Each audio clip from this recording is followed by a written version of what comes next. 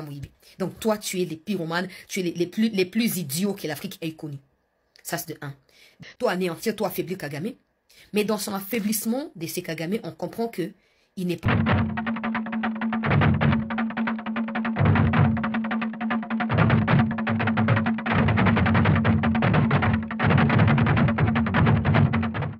Mbote, bakongomani. Na yesu na vidéo pour na pesa bino information moko ezoleka na yebi ke batebele basi balobeli yango, mais pour certains ça passe inaperçu et je présume que c'est très fondamental pour na partager yango.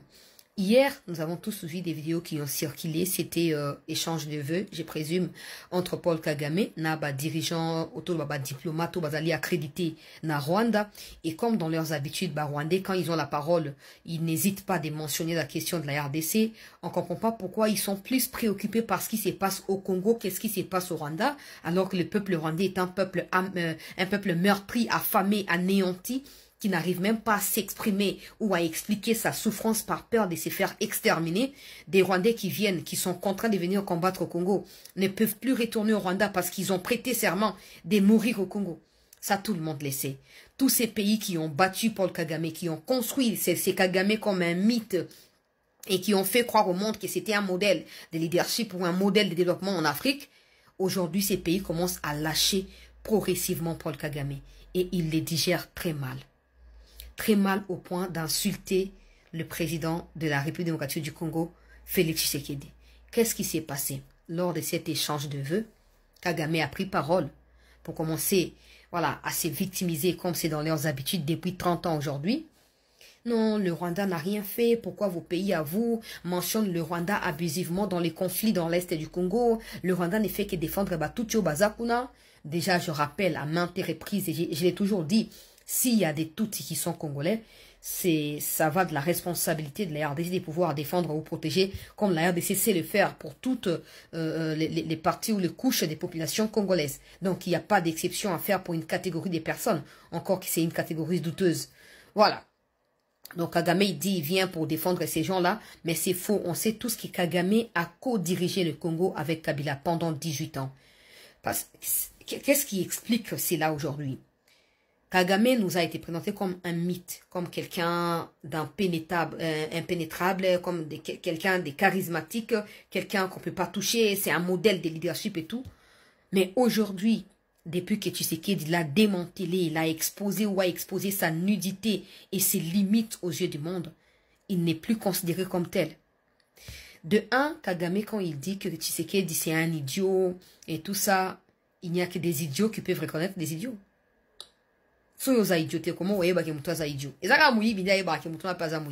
Donc toi, tu es les pyromanes, tu es les plus idiots que l'Afrique ait connus. Ça, c'est de un. De deux, comme tu as co-dirigé le Congo, et qu'aujourd'hui, ce n'est plus le cas. Aujourd'hui, le Congo commence à retrouver voilà, sa souveraineté, son intégrité territoriale.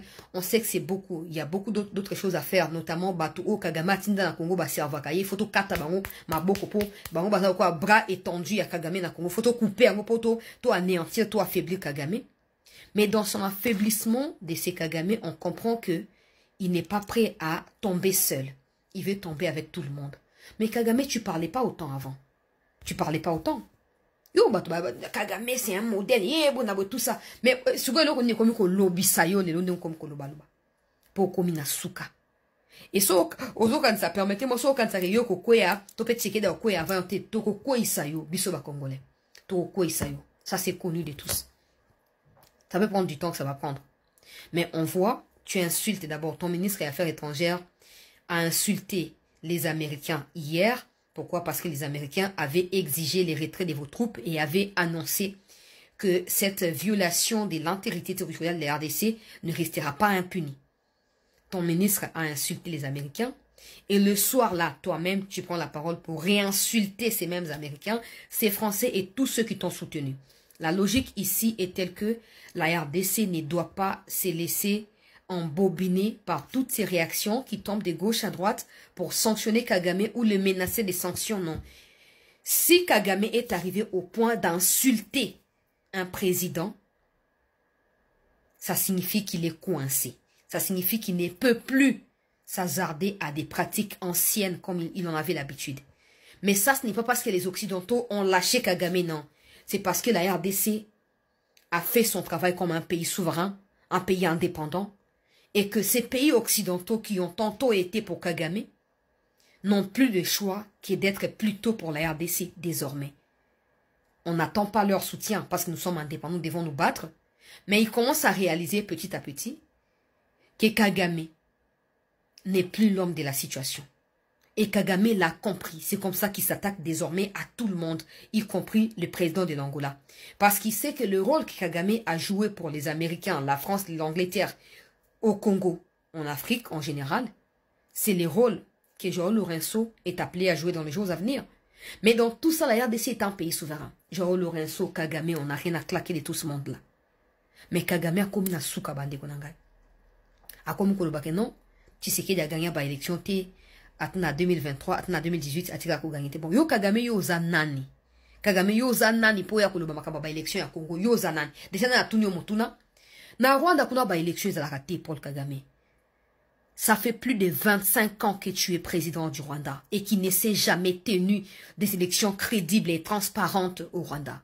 Pour preuve, il n'y a jamais d'observateurs internationaux, même pas venant de l'Union africaine, ça n'existait pas. Parce que c'est un conglomérat criminel que tu entretiens depuis tous ces temps. Et tu as les kilos de faire des leçons à un pays comme la RDC qui aligne des vingtaines, des trentaines de candidats à la présidentielle. Alors qu'au Rwanda, il n'y a que le candidat unique qui est Paul Kagame tout le temps. Et à chaque fois qu'il y a d'autres candidats, c'est des candidats qui ont la même obédience politique que Kagame. Comme par hasard, la femme de Victor ou Victorine Ingabire, qui a été décalée par la commission électorale rwandaise, elle a été soutenue par le peuple rwandais parce qu'elle représentait l'incarnation de la liberté que les Rwandais cherchent depuis ces 25 dernières années. Mais tu as retiré sa candidature. La dernière fois où il y a eu confrontation entre toi et un candidat de l'opposition au Rwanda, ça date de quand? Ça n'a jamais eu lieu. Et ça, en fait, tu t'en soucies pas, tu t'en inquiètes pas, et tu penses qu'à faire des leçons à la RDC. Non, les temps où toi, tu co-dirigeais le Congo aux côtés de Kabila, ou, parce que pour preuve, tu n'as jamais insulté Kabila d'idiot. Tu ne t'es jamais acharné sur Kabila, comme c'est le cas ces dernières années à l'encontre de Tshisekedi. Tu ne l'as jamais fait. Bano lia place moko, bano respirer place moko. Moïndo Nzangi, ministre du développement rural, il y a un nabiso audio luba, on a une mission il y a 3 jours. À l'obi, Kabila si a Tekaki Kivu et pas Kagame. Et c'est Kagame qui avait imposé Joseph Kabila na Moutou ya Congo. Pour na se moquer na Laurent Désiré Oyo à Bengana qui bango sabota qui bango qu'ils ont éliminé après en 2001. Moïndo Nzangi l'a dit que Kagame a toujours dirigé ses pays aux côtés des Kabila. D'ailleurs, c'est lui qui dictait qui doit être nommé général au sein de l'armée, qui doit être nommé au sein de l'ANER, qui doit être nommé au sein de la direction générale de la migration. C'était Kagame. Mais depuis un temps, ce n'est plus le cas. Parce que Tshisekedi voulait tellement, ouais, moi je ne veux pas de conflits, je suis là pour le bien de l'Afrique et tout ça. Mais rapidement, il s'est ressaisi, il a compris qu'on ne va pas faire du bien à quelqu'un qui est voué au mal. En fait, quelqu'un qui trouve l'essence de son existence dans les mal. Et aujourd'hui, Kagame n'a plus d'issue. Il ne sait plus où fuir. Il commence à insulter des idiots. Et puis, en fait, il se ridiculise davantage. Okokwea, papa. Olingo lingate, okokwea. Au monde n'attend la Kabila. Ba militaire bande kola banzana front pour ba kufa na nzala bongo ba rwandais ba kotaka na mboka na biso. Mais aujourd'hui, tu sais qu'il est prêt à mourir de faim lui-même pour ba troupe bazoelo kakolia. Oui, on travaille sur des traîtres en interne parce qu'il faut ba nettoyer ba. Quand ils ne seront plus là, tout le monde va se retrouver dans la place naïe. Et toi, tu vas tomber. On aidera ceux-là que tu as persécutés, qui se sont réfugiés au Congo. Pour baya puna, baya kuzo bokunzi. Ouais, bande kuna moko ba tuti ba kuzo bokunzi wana. Oko kima. Oh, ils ont bandelité. Oko kima. Nous sommes chez nous, papa. Congo yambi ba toi demande à la communauté intercriminelle to yambi ba to boko libango. Et toi, tu trouves une raison. Yakobanda Kubomaba Congolais gratuitement, 10 millions de Congolais génocidés par l'armée rwandaise et ougandaise. Et maintenant que tu es coincé, tu commences à insulter des gens d'idiots. C'est toi l'idiot. Yamon Agnès va Congolais, Bolamuka. Des choses bougent. Ne restez pas stagnants en espérant que, ouais, Tshisekedi, il faut le voter. Pour la minute, tu es là, qu'est-ce que Tshisekedi a faire souffrir Kagame? Ma fingue, comme il y a ma fingue, un président qui insulte, et ça m'a séquité. Mikolzo ya eko déterminer makambe ko changer. Donc de un, le président doit s'assurer de nettoyer tous ceux qui servent des lits à Kagame en interne. L'armée doit poursuivre les conquêtes et les récupérations des localités qui ont été prises. Et nous, peuple, nous devons nous mobiliser derrière l'armée et les Wazalendo pour ramener la paix dans les Kivu et passer à autre chose.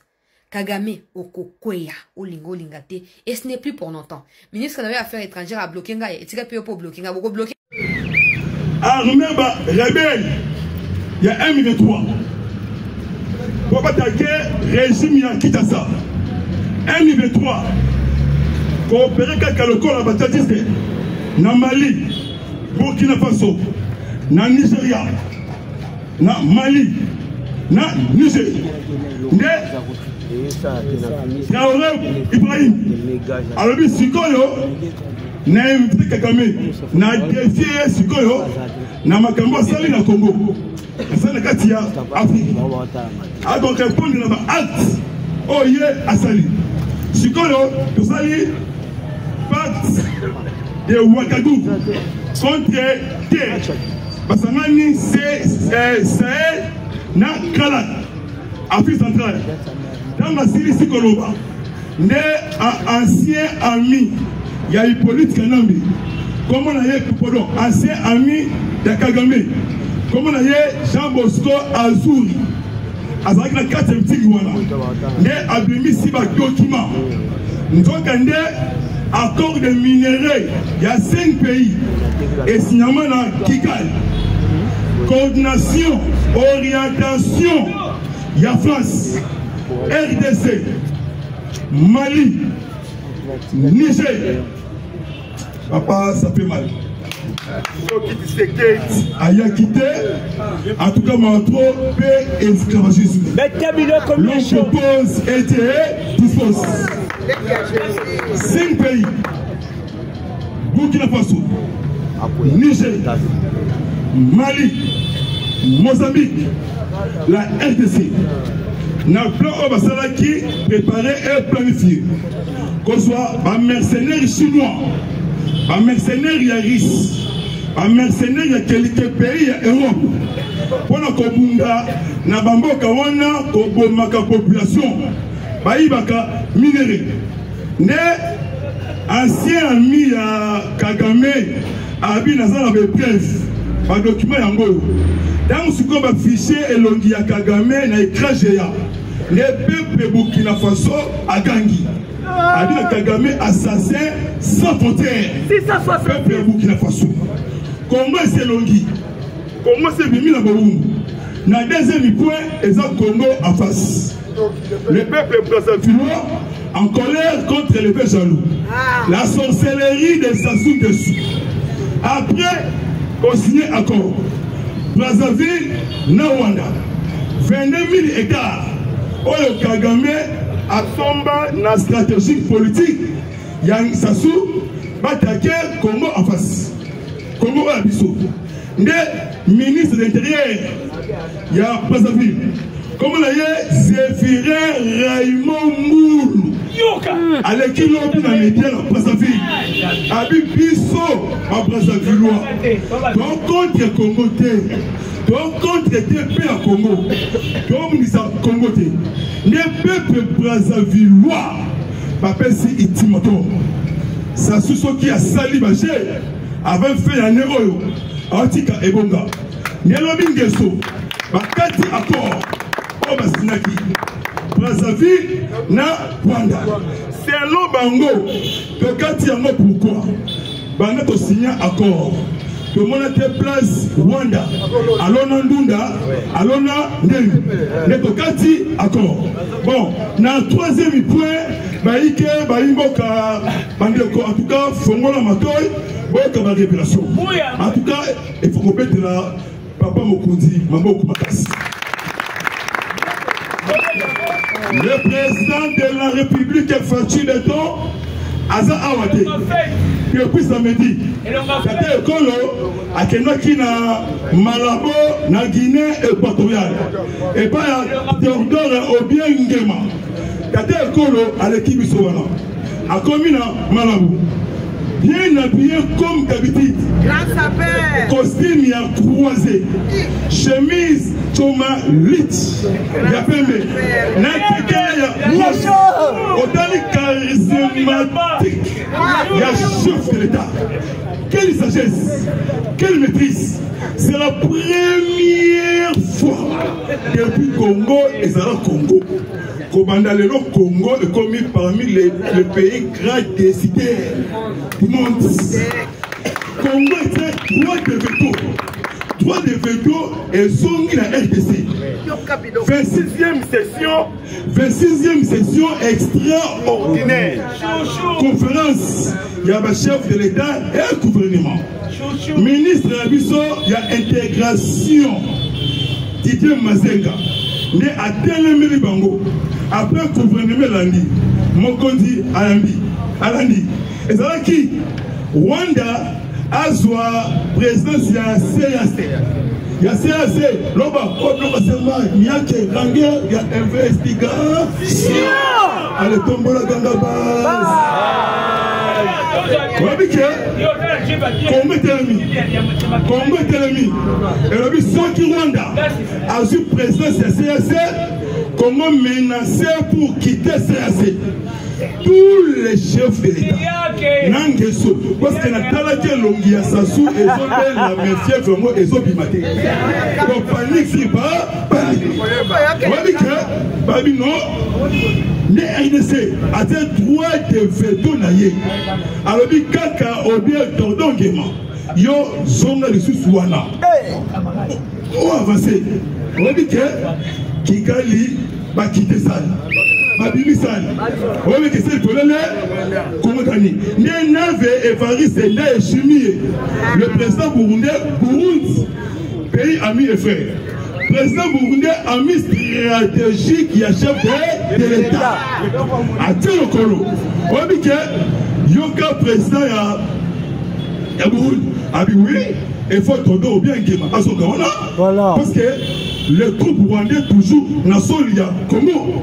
On dit que seul vite, l'homme à la taille présidentielle, le président le plus costaud du monde, le président le plus sollicité, Mobiba. Ça c'est quelle diplomatie? Oh, bon, on a 4 troisième point. Diplomate de carrière. Troisième point, Kinshasa debout. Non, Nakati. Il y a troisième point. Nakati, il y a troisième point. Merci mon frère. Kinshasa debout. Tchangu, Lukunga, Funa, Mwamba. Tout élément. Parce que Souka ya Likambo. Et yaka ekwe c'est loko meloko kokwe parce que yo otelemi. Banguna mboka babakati. Hippolyte Kanambe akimi Goma. Kanambe. Mais nazali molobeli ya kala o bino bisangai. Depuis le père. Depuis ça me dit pourquoi ça a formula bino. Les trônes stratégiques, il y avait pas de décès. Quand le Mathilde Kolo est déclenché son système anti-défense aérienne. Et Mathilde Kolo est Bungi. Dans le Bungi, et Sali est détecté résidence de Hippolyte Kanambe. Na chambre, na toilette, na presse à Tsaka Pepsoda au procès. Drone Etali, ne Kanambe abîmé en précipitation. À Katisi, petite barrière de Kisen, chef lié Yaroubaf. Bon, information Yongaï na suite. Hippolyte Kanambe na Kenya. Mais pourquoi na Kenya? États-Unis, Amici. Moukalenga Trump, le président américain. Chaîne américaine comme l'ango NBC. NBC est un renseignement stratégique. Il y a États-Unis. Plus de 5000 soldats. Il y a Rwanda, RDF. On va dire qu'on compte dans la RDC. Mais, si on a partir à drone. Drone est la question de Bakotaka. Naba, massage, bandouki, logistique là-bas. Bon, si 5000 wana, Tobomaki 900. 900 au Batombaki. Donc 4100. nde abatikali nde akunda bango alongola bango ba esune étant que soldat rwandais nde lobi président américain alobi suka ya likambo événement oyo bazela mokili mobimba le 13 ou le 15 événement mondial nomoni papa Simon Kiangani kaka ye Simon Kimbangu ya liputa akosala tournée na kati ya mabele ebatelama mabele au protégé bon souke ezali arrestation mwana mwasi moko comme on a dit Cécile Assoumani bakanga kiye na bichi ngobila na biso auti Congo Brazzaville aena 30 kg ya cocaïne et quantité ya drogue et na valeur ya 1 million $ américains tango basuye na renseignement état-major ya FARDC ne bakangi na sali ba révélation Yamakasi, Est antébandade, Bukavu antébandade, Goma antébandade, Bunagana antébandade, Kingabwa antébandade, Kinshasa antébandade, Jésus-Christ de l'Afrique fatigue de Nazareth, les bandits à Moka, Wazande, pays. Après qu'on récupère colline stratégique de Kobe, dans le groupement de Kisimba, dans la province de Nord Kivu, dans le territoire de Walikali. Oui, vous allez le FARDC, comme ici qu'on est remis, Bamisusu Bukavu, Bamisusu Goma, Bamisusu Bunagana, Bamisusu Koton Kilori. Bazaliwana, Normani Bawande, perte de vitesse. Nasuki Awa, Nasala chaîne Nangai, il y a YouTube, comme on a Miyake TV. Nakosena na bandeko, pour s'abonner massivement. Chaîne Miyake TV. Avec information, diaspora de père et de lui. Merci vraiment, même moral, même esprit, Gafati, Père, Petra. Merci. Comment est la présence de Maboko? Hey, Malobi va s'abonner. Il ne peut se vivre. Il ne peut se vivre. Il ne peut se vivre. Malobi est souvent l'information à bien en Boka. La nana Miyaketi. Mais là, Malobi Boye. On a quand il y a marché central, ma maison au Fogouama. Soumi nous a déjà signé qui pour la CIMIC. Mais Awa, dès que tu es miao, nous avons fait actualité politique. Indien Nayo, si on a respecté ordonnance à Soumi nous. Il y a des Bissibiso, ils sont au Indien, on a respecté. On a ordonnance à Soumi. Bon, il est en battant. Beta Maboko. Lotika ma policier, azo sala musala na babu. Biso pe to sala musala na bi. Azo be sa docteur Kota, wa encourager docteur Maboko, ko bete la docteur Maboko. Ko bete la docteur Maboko.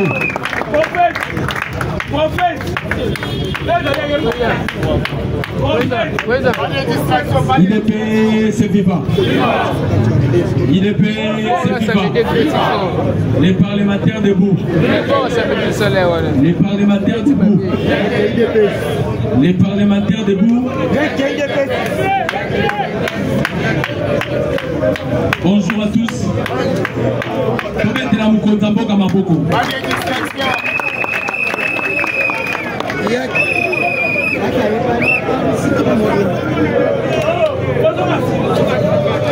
IDP, c'est vivant.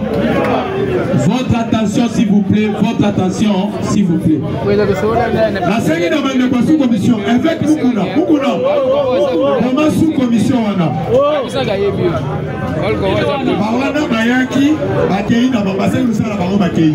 Et c'est que nous sommes sur Badi débat au comment orienté Mukuna, Songa Boy. Nazolo a diversé Nacholo Pembe. Bonsoir. Tu peux mettre la présence au Kissi Maboko. Tu peux mettre la Maboko combattant.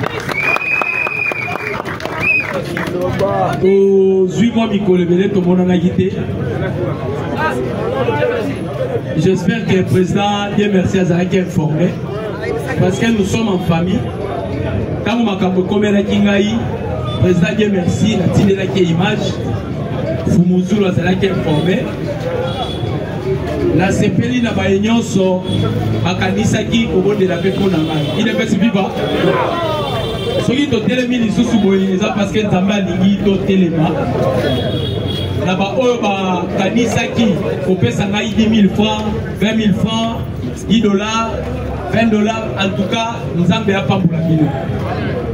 Bae o nyonso bazwaki kaka mokano akokotisa loboko na libengala ye mpona kosombela ngai kisi parce que nzoto eningalaki. Si vous allez vous souvenir l'autre fois nayaki na bina komiso na oloba na okatolo passe mais totelemi lisusu nous sommes là mpona kobunda mpona ekolo na biso eza bongo te tobetela président Félix Maboko Congolais de père et de mère.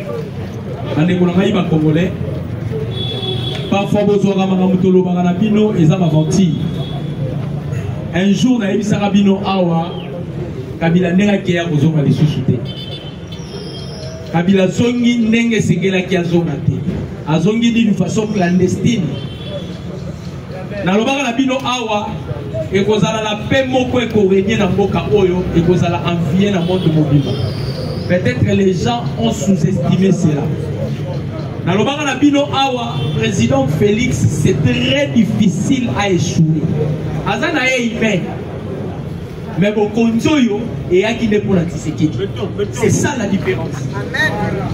Azana est humain, il peut avoir ses défauts. Mais bon, Konzoyo et ça dépôt naïe. Voilà pourquoi nous sommes sala les Akofo. Nous avons réunion aux États-Unis d'Amérique. Ozo kabandeko babetali solo awa awazale no bakimisi Joseph Kabila la contredire information à Baningate parce qu'on ne peut jamais contredire information à Baningate. Mais là on peut savoir information on a la possession. Joseph Kabila a deux pays fois Kenya. Kibon to Argentine. Batouba Pessi Joseph Kabila, ultimatum abima na Goma, c'est les États-Unis d'Amérique. Bandeko, le président Félix, ses pouvoirs, les a qui pariné et pas il y a Donald Trump. Et donc on va pas ça. Mandature il y a Yambo, il y a chef de l'État. Son pouvoir a été pariné par Donald Trump. Comment la bison n'est pas bon naka? Dès la bataille qu'on est bisabatu. Tout ça la débat dans lobby avant l'élection. Dans lobby Fayou Loata Matili Kolo, il ne peut en aucun jour devenir président. Pourquoi? Le pouvoir de la République démocratique du Congo est à la pariné dans deux pays, la Belgique et les États-Unis d'Amérique. Un point intérêt. Batoubayana Mobutu, c'était des Américains. Batoubayana Moussé, ma Belge, Babomi et Bakenei Kosenga ordre aux États-Unis. Babomi et Babimisi Joseph. Le président Félix est le fruit des Américains. Nous, les présidents américains, ils ont mandat il y a 30 ans. Nous sommes rêvés.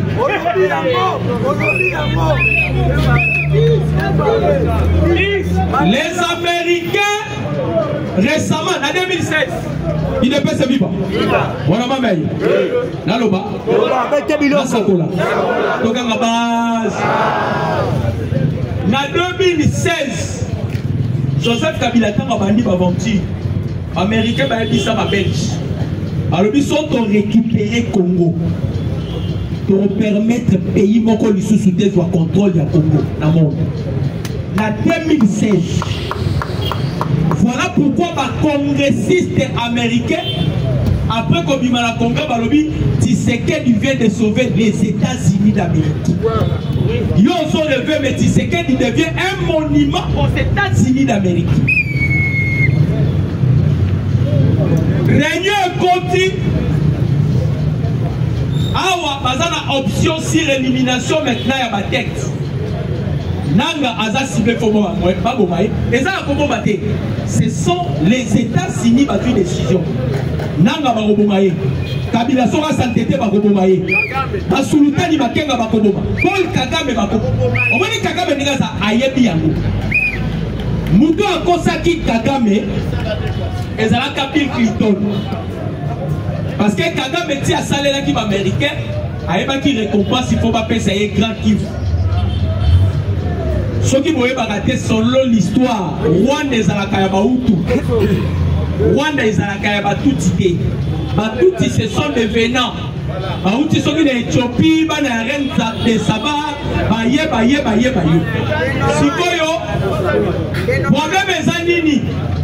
Esto bango batelaki mutema. Biso nyonso tozalaki awa. Chef de l'État, ici, chef de l'État. Voilà pourquoi dans le Baka, il ne faut pas qu'on juge Tshisekedi avant le temps. Politique au chef de l'État, Zosala. Mandeko, so aussi bien au Bimalibanda. Moukonzambo Kazelaki, pourquoi? Parce que les commanditaires, il y a guerre, il y a Est, ce sont des Américains. Dans le documentaire, Moko lobby un Français à Zoloba pour la Tshisekedi. À lobby, ils ont vu des présidents. Mais le président Tshisekedi a bouleversé même l'Afrique. Oui, mais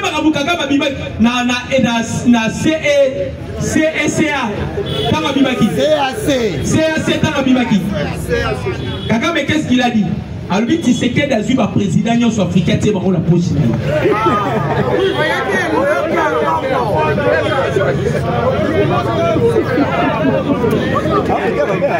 Pourquoi le Bibombo? Ce n'est que les parlementaires debout. Bissoyo, nous sommes qui confiant à chef d'Abisso. Même les Congolais, on va passer le président Félix. Bissonné, tu es qui au matabo qui t'a pour vivre politique au Botikala revivre. Et les loyaux, on parle de la politique. Français, on a lobby. Tshisekedi a Sangisi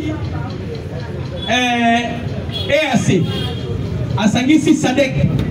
A Sangisi na Union africaine. Votre année a roulé Bangoa.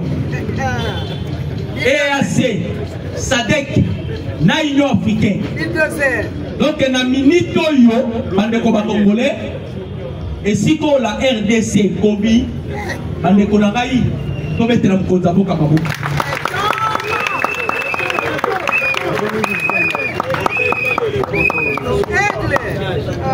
Remettre lui solo zota le non total à nous caméra ande ko congolais total la caméra était waneza bitumba ya mukie bitumba munene zalaki comment vaincre Paul Kagame. Comment démentir les mensonges de Paul Kagame. Kagame a conçu Mokili Mobimba, a conçu américain. Ne parlez même pas de minerais. Kagame a conçu Mokili Mobimba. Mais le président Félix a écarté Kagame. Nous avons deux pays dans le monde. Nous avons bénéficié de la protection des Américains. Directement. Les Alaki Rwanda, na Israël. À cause de la statut. Les Alaki na statut de génocide, na statut de victime. Donc ce sont des pays victimisés au monde. Voilà pourquoi les États-Unis voulaient toujours intervenir. Mais le président Félix Aye, on a récupéré le statut au Rwandais. Ce qui Rwanda a eu la Syrie et la génocide, ils ont fait la génocide. Et ça déjà un pas aujourd'hui sur le plan diplomatique. Le deuxième statut, la RDC est reconnue comme le pays le plus victimisé au monde.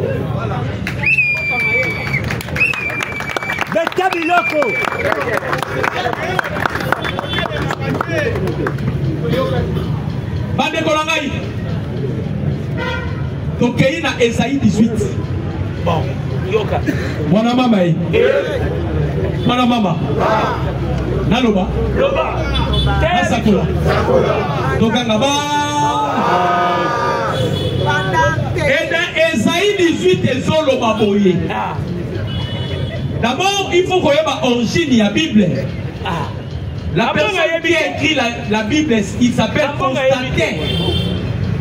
Constantin d'Akoma. La Bible est basée sur test, basée sur papyrus. Et comment va dire deux langues? Aramaïen et hébreu. Mais, dans la Bible, le prophète qui a prédit sur l'arrivée de Jésus, c'était Esaïe.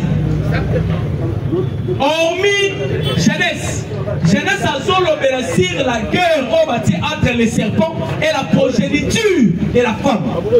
Mais ceux qui ont cueilli dans Esaïe, il était le premier qui avait prédit sur l'avenir de Christ. Esaïe 18 a joué Bisabiso. Nekotanga na Esaïe 18. Esaïe 18 a joué Bisabiso.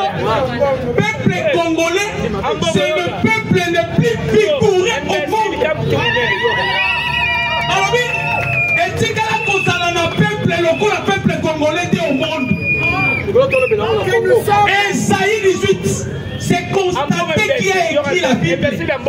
Mais Esaïe a reconnaître que s'il y a des peuples, le peuple, on a ça différent dans le peuple, on parle de peuple congolais. Amen. C'est un peuple rigoureux. Amen. À ce peuple, tu as le peuple qui sauté. Amen. On dit Zambé pour ça là na mutu. Tiens pour ça là na mutu. Tiens ne tiens pas compte na identité à famille mutabimé. Tiens ne tiens pas compte du niveau de titre. Non. D'ailleurs, Zamba Lugaru du bureau va pas minimiser. Pour ça là na grand. Comme tu sais qu'il a été minimisé par les humains, c'est par là que Dieu s'est incarné. La divinité de Dieu a pris un autre corps dans le corps de Tshisekedi. Il est payé, c'est vivant. Voilà maman. Naloba. Nasakola. C'est-à-dire, même il y a mon bon Moukonzamboka, Naloba Rabino met de foi. En réalité, dans l'homme, c'est l'esprit. C'est-à-dire, viens José, c'est ce qui fait de José, c'est son esprit. C'est-à-dire, qu'est-ce qui se passe sur le plan spirituel? On va lui dire, Simon Kimbango Koufa, en soi, l'esprit de l'homme ne meurt pas. Quand l'homme meurt, il se sépare avec son enveloppe. L'esprit de l'homme fut. Mais dans l'éternité, Dieu s'est laissé. Mais ces esprits-là s'incarnent dans un autre corps par rapport à la mission par laquelle on doit paper Simutu. Vous allez voir, le président Félix, tellement qu'il a Azana Kati a compris sur l'indépendance. Les gens ne comprennent pas. Tu sais qu'il y a Zobunda pour l'indépendance du peuple noir. Il se bat pour la délivrance de l'Afrique. Voilà pourquoi tous les présidents africains vont comprendre. Ils veulent maintenant soutenir le fils de la promesse. J'aimerais soutenir le fils de la. Vous savez, lorsqu'il a parlé de l'esprit, il y a la concordance d'esprit entre Élie le prophète. Lorsque Jézabel l'a prouvé qu'il y a un Élie le prophète a fui. Il est même mort sans que Jézabel le puisse le tuer. Mais l'esprit d'Élie, qui était venu à l'époque de Jean-Baptiste, afin que cette chose puisse s'accomplir. Quand Jean-Baptiste a dit, moi si Hérodias, la femme a préparé quelque chose. Le jour que le roi a préparé le festin, il a dit à la fille, demande-moi tout ce que tu veux, même la portion du royaume. Lorsqu'elle a dansé, elle a dit, papa, la bénédiction, c'est payé, donne-moi ce que j'ai besoin. La fille a dit, non, je vais d'abord aller demander à maman. L'esprit de Jézabel maintenant entrant dans la femme, à qui sa maman dit non, ne demande ni la portion royale, demande seulement la tête de Jean-Baptiste. C'était l'esprit d'Élie en Jean-Baptiste. Jésus-Christ le confirme. Il dit, c'est lui Élie qui devait venir.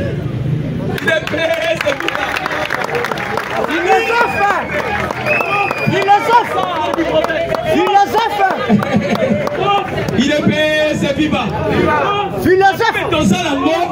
Les gens ne comprennent pas.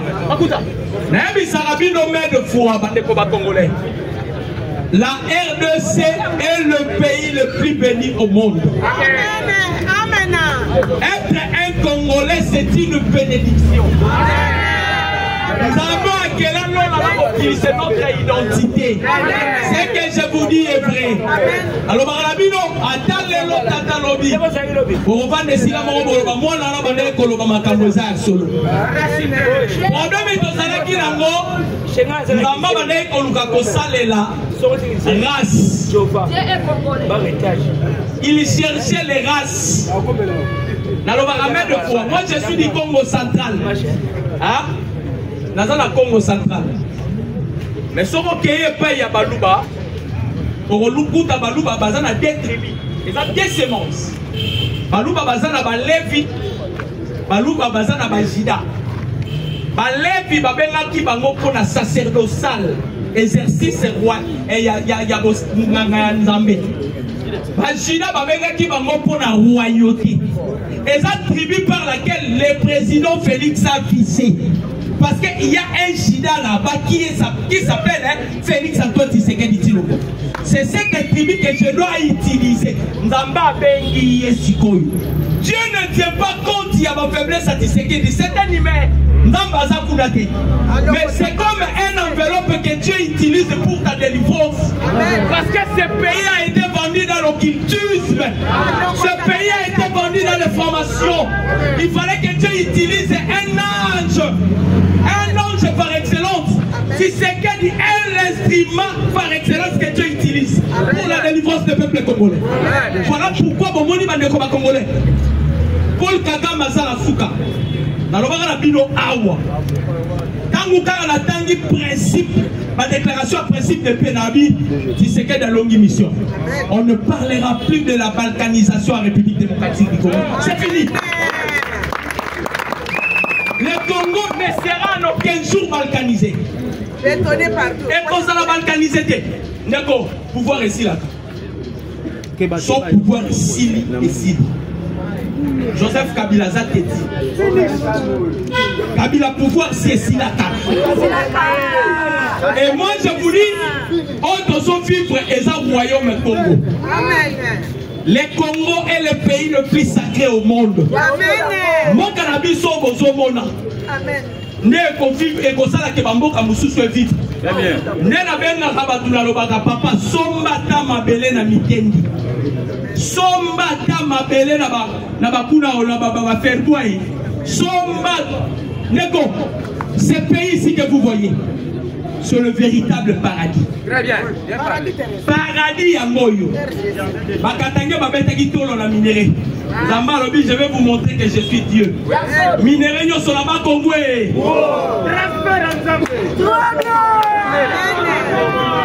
Lelo tozoka lisusu na Kasai minéré. Ok de minéré. Vous allez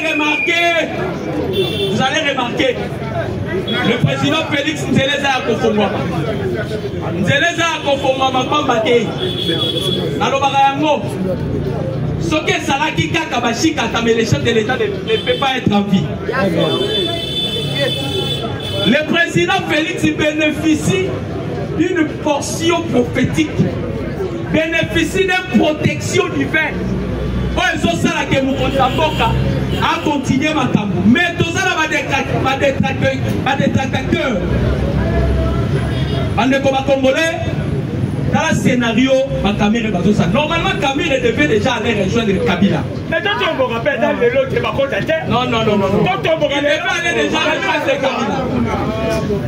Il est peut-être vivant. Vous savez pourquoi? Parce que Kabila dans Wayaki, Kabila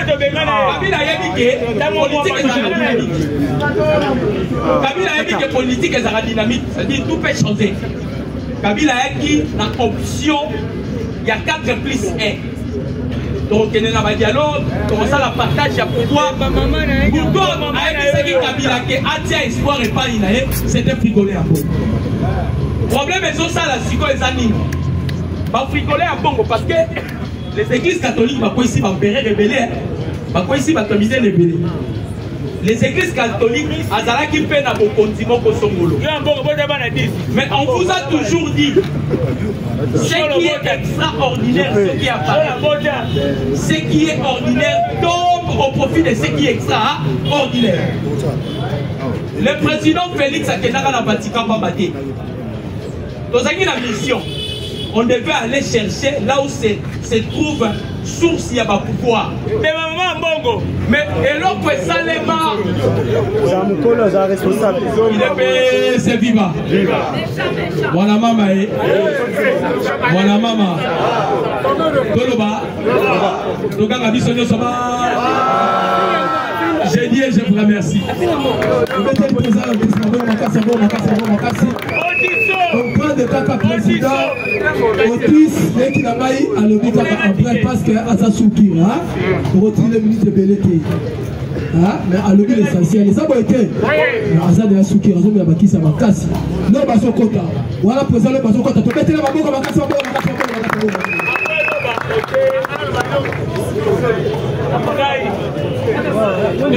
Hello, na kolebela. Le Seigneur était pourquoi et politique Nambe a zongi na boka na bango. Point ya liboso yango wana. Pourquoi et politique Nambe a zongi na boka na ba? Na Rwanda. Yami bale na koya kolebela mai maleki na Malabo na Guinée équatoriale. Et na kolobela réunion oyo elekaki na Qatar précisément na Doha bana mboka mbote na biso avant que na kota na kati actualité avant que na kota na kati actualité na linina lo babu et tant que peuple et sengeli nanu eloko liboso to yeba et si kaba intérêt na biso ezalaka il est pesa viva et tant que peuple photo yeba et si kaba intérêt na biso ezalaka yami balé soki to yebi et si kaba intérêt na biso ezali faut que défendre ba intérêt wana soki to sali eloko wana to komona voir même ba miyibi o bazali ko yiba mbongo ya peuple partout même na ba ministère ba kobanga. Non, peuple si déjà à comprendre et si ka ba intérêt na ezali pe a comme ko défendre ba intérêt wana il est pesa vivant pour les lots on a l'exemple ya Kosamutamba to mona ki ndenge ba bengisa ke na sisti biso peuple to moni ke Mutamba azana réseau bazo ko selaye to sala kini to se mobiliser to accompagner tina justice biso peuple to longa ki beto longa kiti mais ma juge wana ba musuba ba neko ko luka déjà ba ki ba bi ba fenêtre pourquoi ba comprendre que peuple a comme koyeba et si ka be intérêt na ye ezali pe faut ko défendre be intérêt wana est-ce que to comprendre bon wana na le kani sikoyo na masolo Joseph Kabila azongi na mboka na bango. Comment une situation où les alliés collègues à Wanakati Yamboka? Oh, Kotoyo, Assemblée nationale, et Kotoyo, Magigi, ministre Yafia, justice, et Kotoyo Boy, même il a eu des pèses, chef de l'État a eu des soins. Mon nous, tout déboulonné dans le système Oyo, Yanibanda Yamboka, oh, bah, il y a des insécurité. Il est pas vivant. Ce qui est aussi ici, ma cambo, tous les pays voisins, les Mokontamboka, à Bozong et là-bas, individus, au bateau de chaque fouillage, na kati Yamboka. Yambo photo poste na bango. Caméra photo poste na. Na kei malamoko na Malabo, na Guinée équatoriale. Et pas Iwapi et Salike, Rwanda va craquer porte. Alors que notre bimi na biso, na kati ya EAC, pour te montrer que dictat de la République démocratique du Congo, il est prince vivant. Vous pensez à l'Obaka, je vais débouler ici. Dans la réunion, Comment on a qui présence, il y a un chef d'État, il y a région, il y a Grand Lac. Il est un peu sa vivant. Oh, nous sommes allés dans il y a CAC. Et pas une République démocratique du Congo peut être présent. Il y a beaucoup de gens qui sont sur place. Oh! Et Zalaki n'a qu'à la réunion, il faut que le président CAC. Il y a un pays foyou. Il est pays vivant. Il y a Rwanda. J'ai Tomonaki, Nakatuana, Burundi, la République démocratique du Congo. Alors, ce qui est au Rwanda, Amérique aux présidence. Il y a CAC. Il est pays vivant. Débat. Débat. Ma chef d'État a dit bon, tant que les gens en huis clos, côté Bakei, Bangonion, Sobayokani. Alors, la République démocratique du Congo a joué des brassards dans le Conseil de sécurité à ONU. La République démocratique du Congo, membre non permanent, il y a Conseil de sécurité. La République démocratique du Congo a eu besoin de il y a premier vice-président, il y a 80e session générale et assemblée générale, il y a ONU. Si en Afrique, tous les seul pays où ils allaient lire sur la conseil de IA, il est peut-être vivant. Où dans le conseil de sécurité des Nations Unies. C'est la République démocratique du Congo. Maman de Bazali sur le biso. On ne peut pas être là pour nous.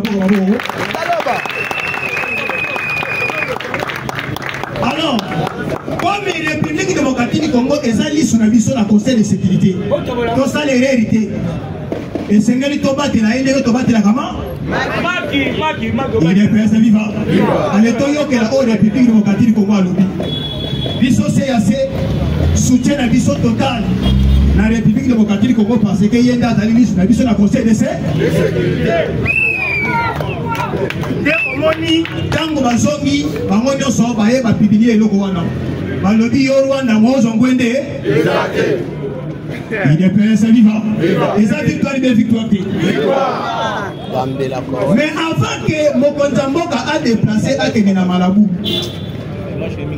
le même jour et pardon le vendredi tout le monde qui n'a conseil des ministres avant conseil des ministres et Salama Mokonza Mboka ayakina frère à Mounene. Il est PSA vivant. Ayakina frère à Mounene. Ayako PSA. Maman championne. Apesi.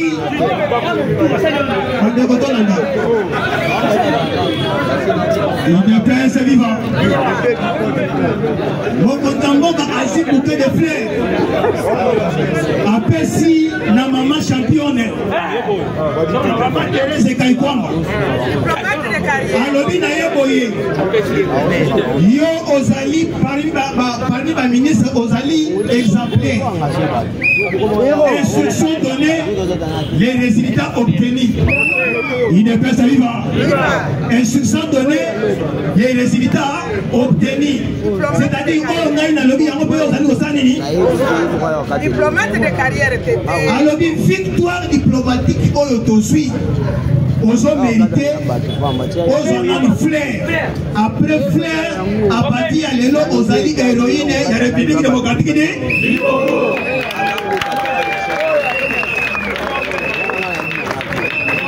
Wana et les cas qui n'a conseillé les ministres.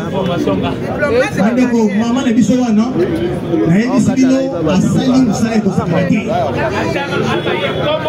Il est pressé vivant. Quand on a conseil de sécurité, quand on a un premier fils, aux hommes, on a tous les Congolais, n'a pas mis les félicitations maman, félicitations maman. Donc c'est que Azali terrible. Diplomate de carrière. Si vous battez vos autres enfants, à ta scène, il a permis à beaucoup de temps. Mboka est comme on bien comme on gâte. Il y a deux zones compliquées, ma campagne. La Bible dit Dieu ne cherche pas deux personnes, une seule personne à la brèche finie. Alors, deux yote. So va lui comme la concurrence. Pas à y voilà. Maman. IDPS viva. IDPS viva. Na yebisi bino na moment oyo tozali makambo ya Kagame tosanini posali bolandi Union africaine alobi kokota ya République démocratique du Congo na kati ya Conseil de sécurité eza pamba te ezali ke esengeli ye moko République démocratique du Congo alandela makambo na ye nyonso pe apart kolandela makambo na ye nyonso esengeli mpe kolandela makambo ezali koleka na Afrique ya baconflit oyo tozomona lelo baguerre kidikidi idepesa viva. Pourquoi Union africaine alobi bongo parce que mokonzi ya mboka azali un homme de paix oyo partout azotambola azopeshe kaka la paix et rien là idepesa viva. Nadowa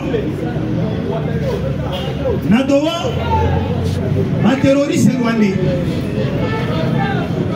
bazokoexige na médiateur émir du Qatar biso bacongolais topesa bango autonomie. Ndenge bomoni ngai awa il y a déjà 3 jours passés naza menacé makasi epai ya politique Nambe. Pourquoi? Eza na mbongo moko apesaki na maboko ba wazalendo plus de 200 millions de dollars américains. Combien? Bon, nyonso. Il dépêche viva. Ata 700 millions apesaki. Ne omoni maire de la ville ya Uvira alobi tango mbongo wana eyaki na maboko ba wazalendo. Ba wazalendo ba jimbongo wana batuni ngai. Tosala nini ngala lobi na bango bolia yango. Idepesa viva. Basala nini? Tango wazalendo balie mbongo wana balobi na politique Nambe biso tokotika la jamais ko trahir mboka na biso. Tozali awa tokobunda banda lelo timu kolonyesa kosala nini? Biso tozali wana na sima ya mwana mboka Fatibe. Yo moni les politiques à Namba sont menacés à Nazaliao. Wana avant Azoma na Boka la Bango. Il est pas vivant. Bandeko. Les lots ali les vrais Congolais de comprendre que les seigneurs de la moto. Yango moni esika nyonso ozali soki babengi oyo akaba corrompre. Zongo mona sanini. Zongo maboka. Bandeko tozala toujours mobilisé na sima ya mokota mboka. Ils sont pensés dans le gouvernement, dans la armée, dans le wazalendo. Mon numéro c'est 81 219 13 48. Était à présent, teacher à son quota. Voilà, papa le bâti la personne 1 minute, mention là, Ezanine. Teacher, bon, on a déjà un quota. Mention Ezanine 1 minute. Il est pas libre. Mention est libre, ok.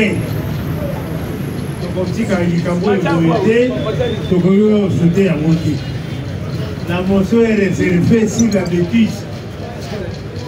Les gars à Kabouya. Mais c'est Kabouya. Dans le village du Bisso,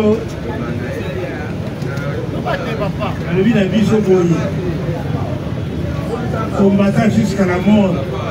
J'espère que combattant jusqu'à la mort est là sur le cas. Sur le cas, c'est un combat. C'est la partie du combat. Vous allez combattre jusqu'à la mort. C'est l'avenir n'est pas cédé.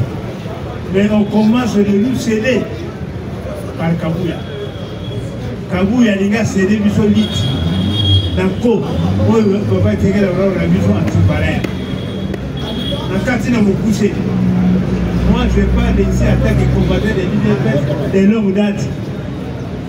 Dans la cour constitutionnelle, cour de cassation. C'est la cour de cassation de Moutakena Politique dans le Parlement, dans la matière militaire. Caméra, ya Kabouya.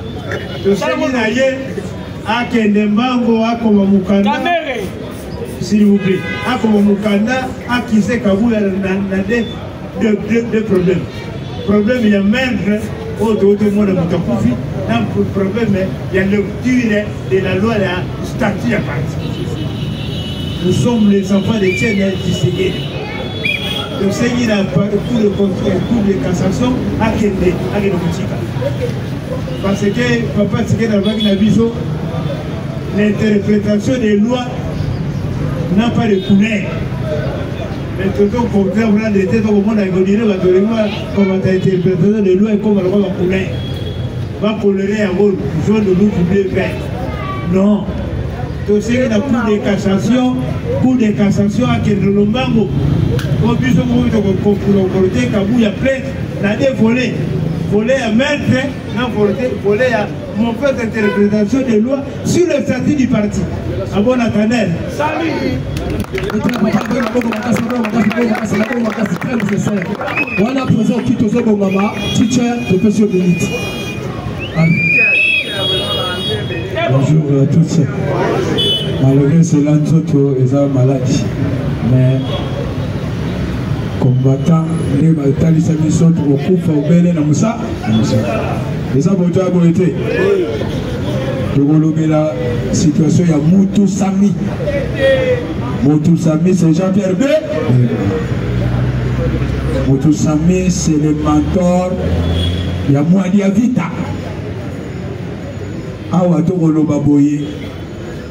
Vous allez causer des bonnes choses par rapport à Moutou Sami. Moutou Sami a matakate Amati par rapport à quoi? Amati par rapport, il y a Onyo Sobutozo Mona Oyo, Nengeyo Monike, Wazalendo, Asala Moussa, Asali Moussa, Nande Gonabiso, Yakotumba. Un général qui peut attiser les faits. Donc, Awa Togolo Baboye, Jean-Pierre Bemba se démontre comme Moko Yabaïkon, la défense. Puisque les gens qui ont baboyé, ceux qui ont contamé à Zongi, après les États-Unis d'Amérique, les gens répondent à Fayoul. Fayoul a été pressé. Il y a écouté à nous contamé. Mais ce que je veux vous dire, et puis il y a l'Afrique à Tshisekedi, à Pandaki, et la monnaie Tshisekedi a tellement attaqué. Vous voyez que vous allez très jaloux.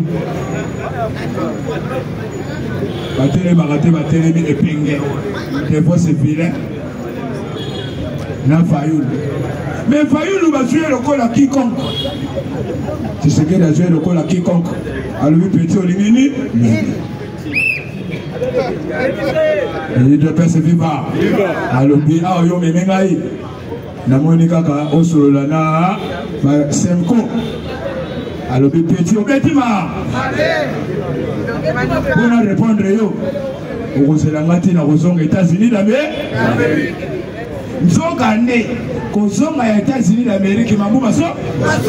Ezali babenga ngo en anglais breakdown.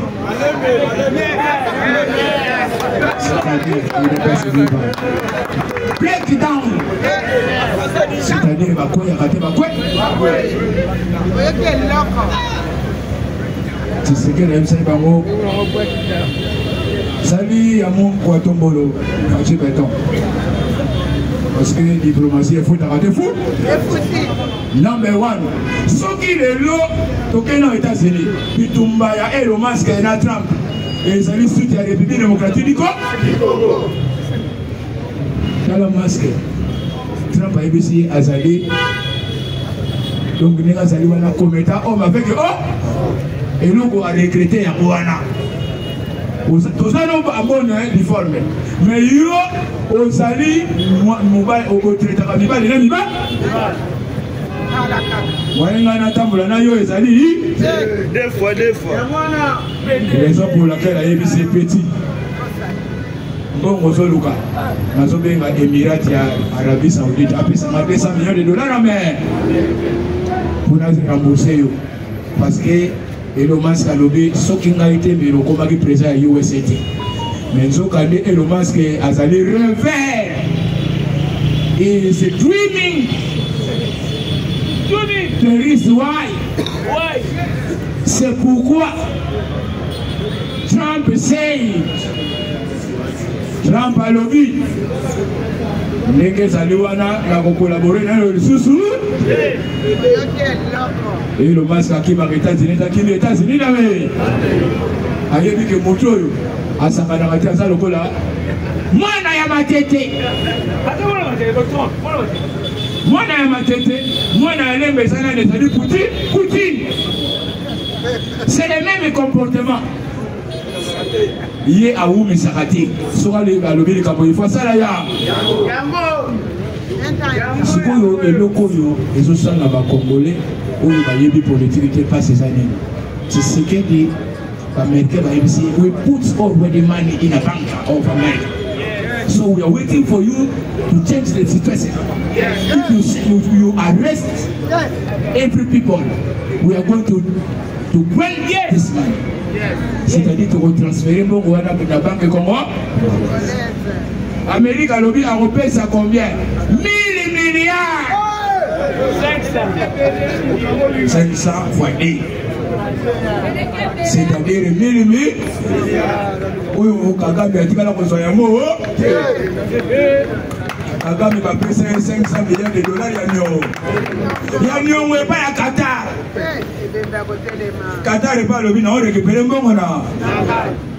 C'est les 20 sociétés qui sont à Rwanda, à Qatar. Ils ont eu la République démocratique du Congo. Parce que Trump a émissionné pour récupérer un bon, il y a Doha. Soit l'entreprise on a déjà un accord, soit on tient encore en Rwanda, on a frappé Rwanda. Il y a une société Oyo,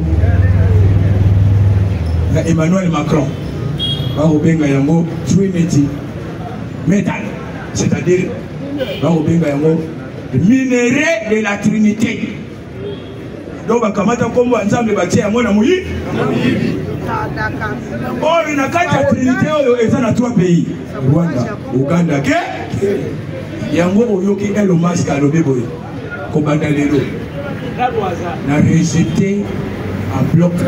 A été dénoncé au Barotan en États-Unis, mais sauf la République démocratique du Congo. Tous au pays.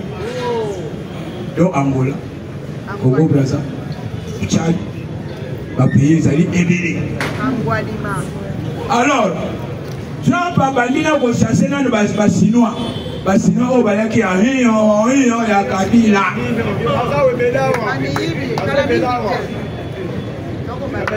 A bengani ba étudiants chinois aux États-Unis d'Amérique. Ba Chinois na ba Zali 230 000 étudiants. 230 students. China, they chased them because of the scholarship.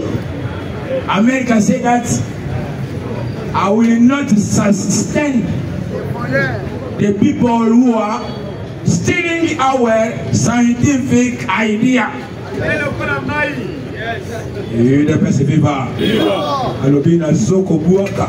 Batunesu bazoya po bayiba o to bengaka mayele ya bame ndio moni maoche tuni soki lelo sine koma makasi zali pona maoche atilanga ba esclave ba ke nekotanga na États-Unis na me lelo yo moni États-Unis abi Chine atele makatate motatele bisi za États-Unis na me ya ngwana USA lobby plus jamais ba étudiants sino ba kotanga tutu na Harvard.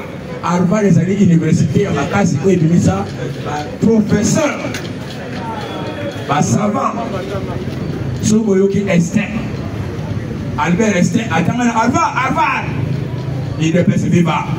Moto Oyo, na 1940, dans les États-Unis, Azalaki, na guerre na Japon. Moto Pesaka Bayele, et pas il y a président des États-Unis. Roosevelt, François Roosevelt. Donc François Roosevelt, quand on a vu l'idée d'Albert Einstein, alors que pouvons-nous faire? What are we going to do?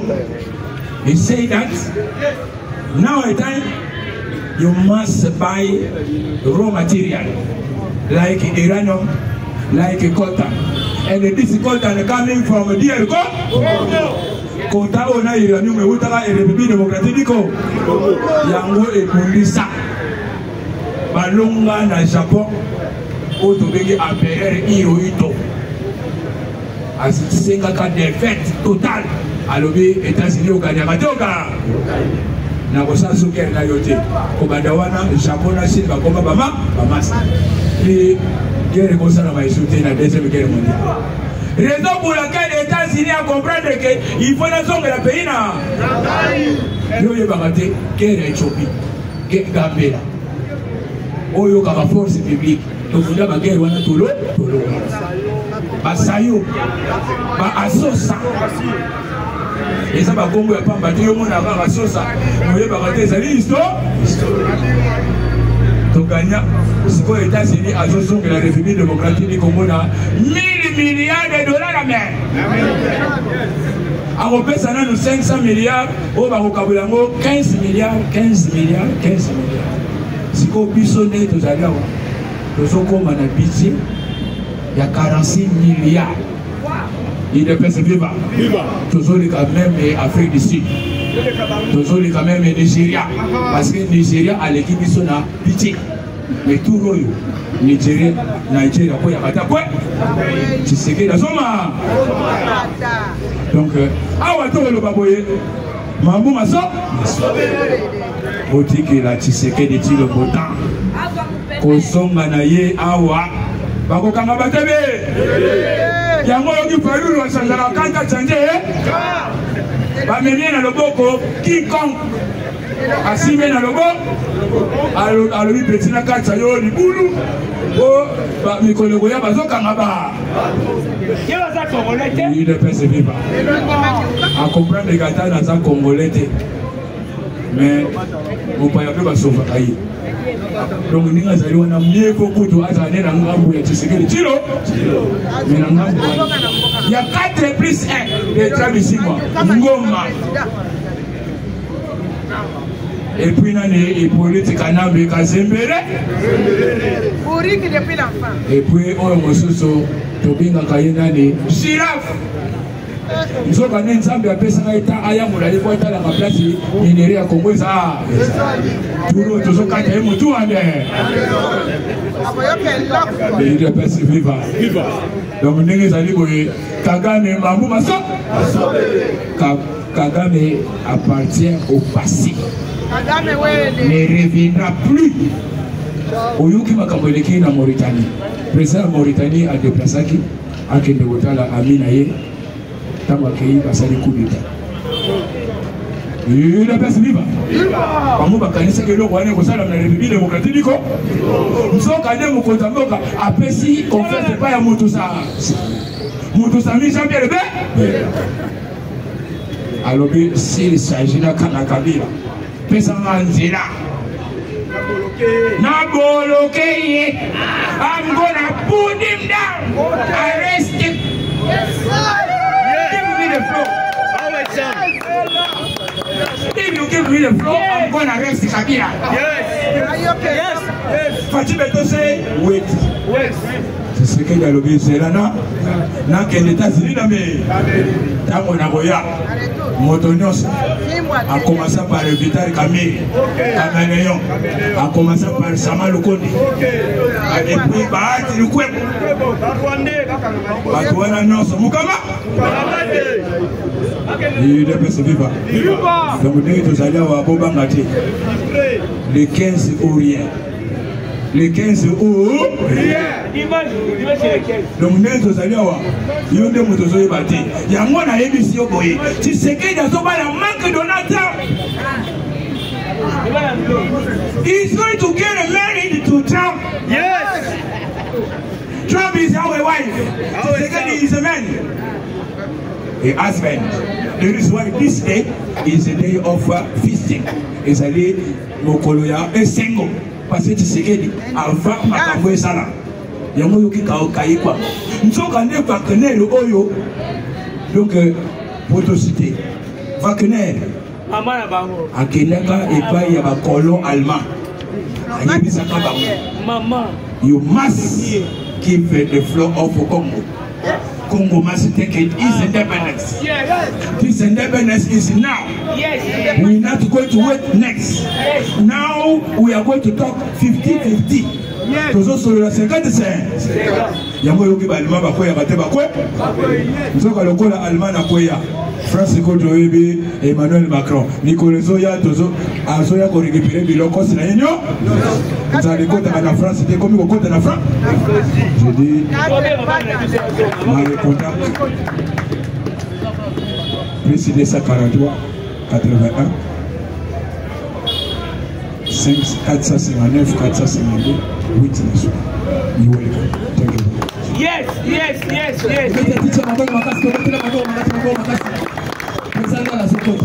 Voilà, président de la Sokota. Tu peux être président de la Maboko. Merci. L'UDPS, viva. Fortune. Merci beaucoup, bonjour à tous. Et c'est mes amis bien athées. Parce que tu connais Elon, mais ça vaut bien ça été. Alors, les malheurs est bon. Les amours bien ça été. Les malheurs aussi nous rendent sages. Les amours bien ça été. Alors, chers combattants, combattantes, peuple congolais, et là on a reçu un abinon pour les Romains le bébé.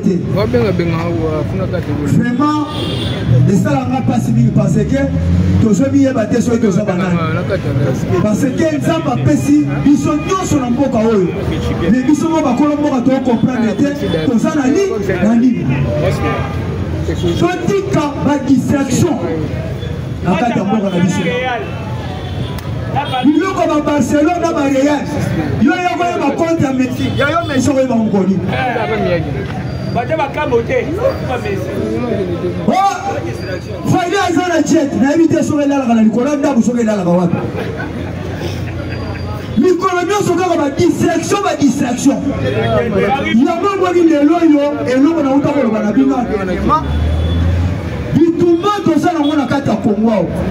J'espère troisième guerre mondiale et Boundami. Mais il faut comprendre la montée. Et Boundami, la spiritualité. Et Boundami, la média. On nous sommes au Boundami. Et c'est la troisième guerre mondiale.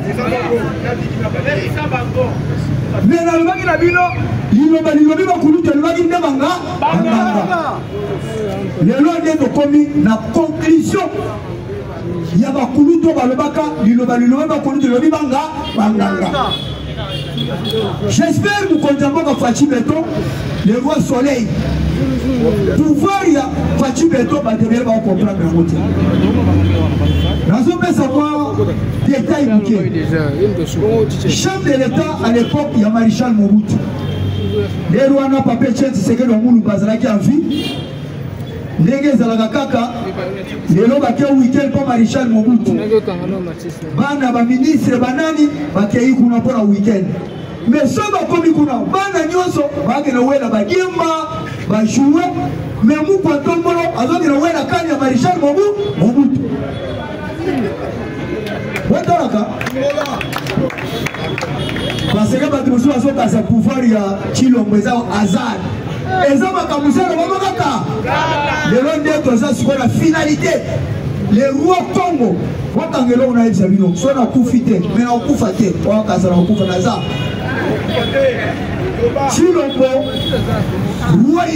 j'espère qu'on a dit roi Philippe Magamalobaki. Et fou Congo ils ont dit royaume et Zalaka. Et puis Congo Kosonga Nakaya Congo. Tokozonga na capitale ya Léopold ville. Parce que le Congo, ils ont dit des gens qui ont dit les Congo, ils ont dit Zaïre Outa, na sirène, Zaïna. Ils ont dit que Moko, ils ont dit que Bamoulo et Betiao, ils ont dit que comité le mois de juin. Vous savez pourquoi? La vache. Et ça dit la vache. Il y a un moment qui a été dans Chilombo. Nous sommes dans le fleuve. Et qu'il y a une inondation. Et ce café va pas me l'envoyer sous. Pas ça bloqué, mais pas ça bloqué. Tshisekedi alobaka na bango nzete bomadelaki yango koki moyen kokite ça te parce que bakor ya États-Unis ekangi bango ti oyebi ndenge falu akitaki avant ya korejoindre biso oyebi ndenge akiteli parce que Martin Fayulu quand bazalaki na nzete lokola bakor le 15 ekangi bango singa Martin Fayulu atali non parce que lelo bena na kane kolere eza te lobi na koza mutali boso pona lobi la bena Martin Fayulu ba réalité nyonso Martin Fayulu atali non lokola bakora le 15 ekangi biso déjà singa awa Chilombo esili akangi baso oyebi ndenge Martin Fayulu akiti oyebi ntango tomataka na nzete tomataka na facilité mais kokite ezaka na pa asieti na kose andimi mpena tolo elongo ne po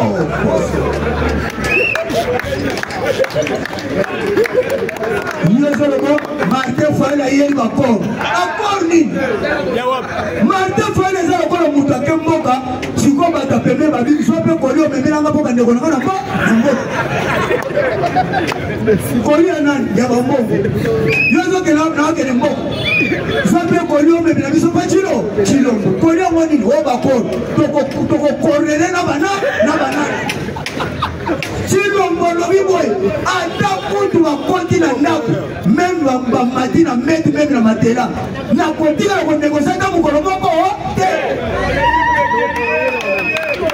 sikoyo tokonegosie na banani yango naisa bino bitumbo tozala yango ya liloba bakulutu lilobi banganga na baétranger oyo bayela biso na Congo baserachir na Congo baloni bandako tu siko bamoni deja bakora le 15 ekangi bango singa po makambo eza minene nde tokendao parce que ntango bakora toosilie tokokende na recensement oyebaka makambo ezi ebele tokende na recensement alors tokozwa carte pour citoyen état de peuple congolais à compter à zéro pour battre va comprendre ba voyage yo na sando za koluka nini na basaki ni na sa l'opération indépendance na tikisa ça eza bobe eza boete na yebite so bosolo na poluka na me po mikolo be ba service so ba mono pe na saki po contrôle so yeba ni na sa alors cher combattant peuple congolais Chilombo a sauvé de mboka Azali envoyé des dieux. Ce que vous comprendre. Chilombo Azali envoyé à Dieu. Parce que makambo ya Chilombo déjà ba prophète ba lobela ngoka. Et Tshisekedi wa mulumba lebe 50. Alobi na biso boye. Boye baka feto tozala ngo ya batamaba ya batamaba. Makati wa kovo bobo comprendre bango te. Lelo suke bote be bodite. Alobi boye. Mwana oyo. Yeyo troisième pigeon. Tango buka ke mape. Est-ce qu'on peut buka? Bilo bakasi kabila na goma yo usani. Ozolo bo kabila ina ngombo. So ba yo fumulo hospital po asa considération ba blessé de guerre Rwanda ba buka na makolo ba wazalendo to éviter. Consultation, on peut se rapport et pas yana. Nous moni Kanambe azali bloqué. Kanambe va okange kala militaire na baki na bino avant les 15 soka mi bomite ko tiena mabo na mabo. Nous moni bitumbo tozana moya étranger tozana mona kata Kongo lelo na landi kamel azo féliciter mkonda mboka.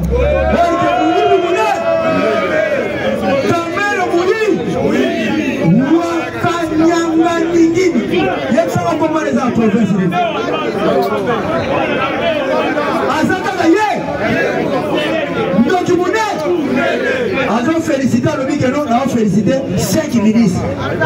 Yo, Ochagi Manioko na mai ko Ochagite. Omoni nzambe nenga tindiki Manioko na fleuve, inondation et même Manioko nyonso na ma.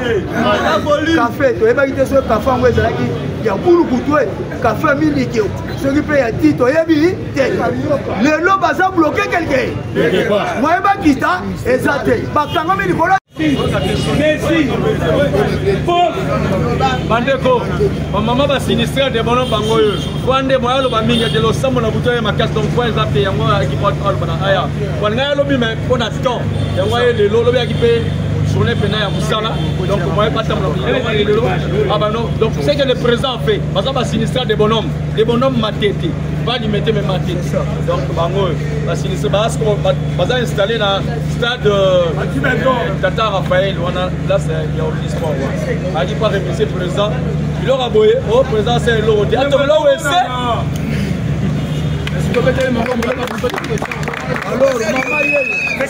Alors maman message.